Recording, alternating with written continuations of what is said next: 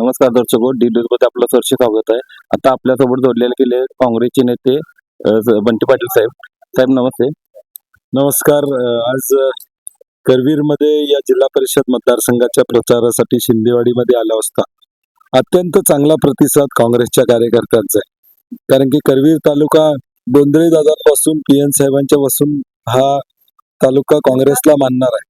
आणि म्हणून आमचे उमेदवार रामकृष्ण पाटील असतील, पंचायत समितीच्या उमेदवार अर्चनाताई असतील, या दोघांना भरघोस असं सहकार्य मिळेल अशी मला खात्री. आधी काँग्रेसमध्ये बघायला झालं तर मतदारसंघात निष्ठावंतांना संधी दिल्याचं बोलले जाते. नाही, नक्की जे आज परिस्थिती अशी आहे की सकाळी भेटलेला माणूस दुपारी कुठं असेल माहित नाही. आणि अशा या वातावरणामध्ये काँग्रेसची एक फळी निष्ठावंतांची आम्ही उभी केलेली आहे आणि त्याला जनता साथ देईल अशी खात्री. बंटी पाटलांची सुरुवात करवीरमधून झाली असं सगळीकडे माहिती आहे सगळ्यांना.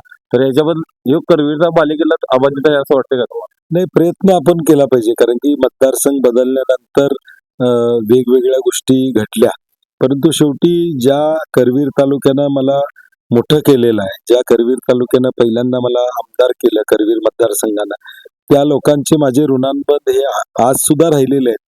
आणि म्हणूनच या सगळ्या गावांमध्ये ठीक आहे, थोडा कमी जास्त प्रतिसाद, परंतु शेवटी काही ना काही लोकांची आमच्या बरोबरची असणारी नाळ ही मतदानाद्वारे स्पष्ट दिसेल.